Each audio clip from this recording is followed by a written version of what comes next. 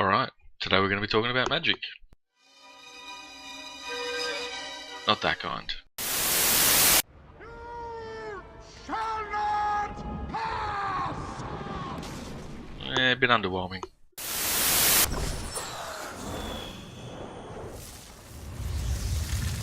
That'd be so nice.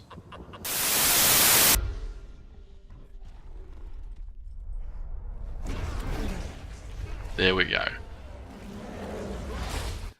Enough fooling around. Let's get into this.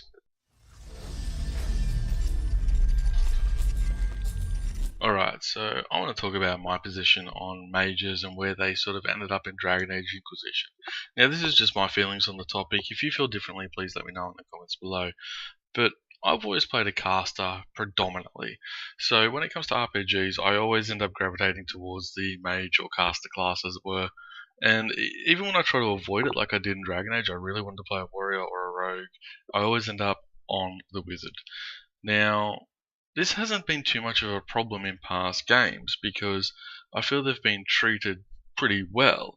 But in Inquisition, it wasn't that I felt we took a huge step back. Like, we definitely took a step back, but I think it was more the other classes came much further forward, and now you just don't feel as unique as you once did. And that feeling kind of needs to come back based on what the class is meant to be. Now, in Origins, we had approximately 68 abilities with 4 for your specialization, so roughly 72. There's some things you can do to adjust that number, but generally 72. In Dragon Age 2, you had 32 abilities with 5 for your specialization, so about 37. And in Inquisition, you had 33 with 8 for your specialization, which is 41. So right there, you might think that we've actually taken a step up from Dragon Age 2. But we actually didn't. We took a massive step backwards again, because when you take the passives out, now all 3 games had some passives. Well, Origins kind of, but Dragon Age 2 definitely had some passives. But Inquisition had more than any other game, especially a larger percentage. Out of that 41, a total of 20 were passives. That's huge. That's almost half your abilities are passives. And granted, that was felt across all the classes.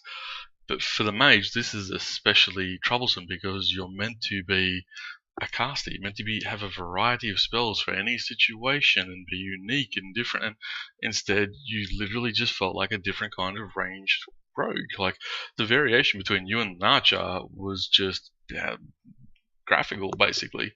Like, yes, you could argue the spells did things a bit differently, but all in all, I didn't particularly feel much like a wizard. Like, one of the things I love about D&D, which I know this isn't D&D, but let's be honest, Dragon Age, its genesis is in D&D. That's where the ideas came from. This evolved from Baldur's Gate. And one of the things I love about that system is the power creep, is that as you get higher in levels, your spells become more impressive, more powerful, larger, more varied, more impactful. And you notice that. Like, one of the things that I always liked about that system was you can tell the difference between a high level caster and a low level purely based on what they're casting, whereas you can't in Inquisition because everything is almost the same. Like, while yes, you can unlock more abilities and they get somewhat more impressive, it doesn't really denote power level in the slightest. And to me, that's always been a huge takeaway, is if you look at the circles in the game, you would think that obviously a higher level mage in the circle is going to know more abilities, more powers, more spells. He's going to be able to do more things. And yet, if we go by what the class plays like, he wouldn't. He'd just have more hit points and more spells, and he wouldn't really be any more powerful per se. He'd just hit a bit harder and he'd live a bit longer. And I've never particularly liked that stance about Inquisition. I always wanted to be able to, call down a rain of fire and do impressive things that a novice couldn't do. Like, even if you look to Trespasser, and granted, I know what you see in cinematics and the storytelling angle, you can't really pass the gameplay, but look at Solus and the way he was in Trespasser. He was power incarnate. That's the way he walked. The way he walked, the way he spoke, he feared nothing. He didn't even turn around to face his enemy. He turned them to stone in the blink of an eye and he was done.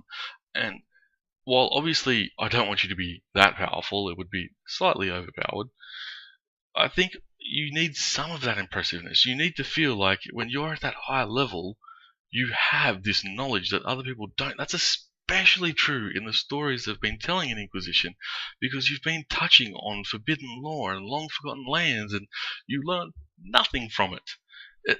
It's actually more disheartening than anything to know that they've got such a rich universe, and yet your spells are so toned down. It's not funny, and I understand that a lot of this came from a gameplay perspective.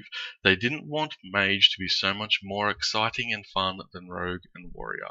And while I think you've done that, I think you've also taken away what made Mage unique, and you need to get back to that. Because quite honestly, the different amount of magical abilities the other two classes have are somewhat more impressive sometimes than what the Mage has.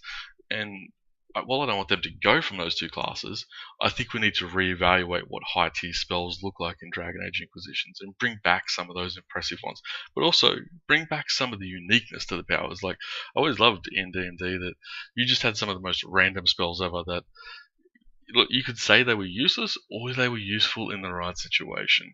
Like I always liked being able to create walls to block off areas and things like that. And we just, while I'm not saying they need to go back to that full level, I think they need to go back to reevaluate what spells mean, what they are, and how we utilize them. I completely do not mind what they've done with the staves and the way they've changed the attacking system. Yeah, it's kind of cool that we now have an auto attack with the staff and everything like that. I'm supportive of that.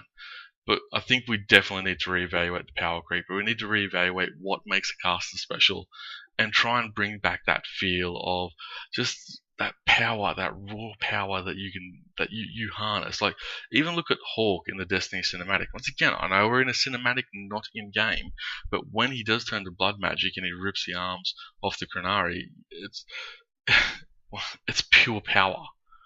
And there should be moments where you have that feeling from a mage, and we just don't. And I think that's a shame. I think given the rich universe we're in, I think there's a lot they could add to the spell system and make it feel impressive again. So, look, that's how I feel. If you disagree with me, please let me know in the comments. Otherwise, hope you enjoyed it. Thank you very much.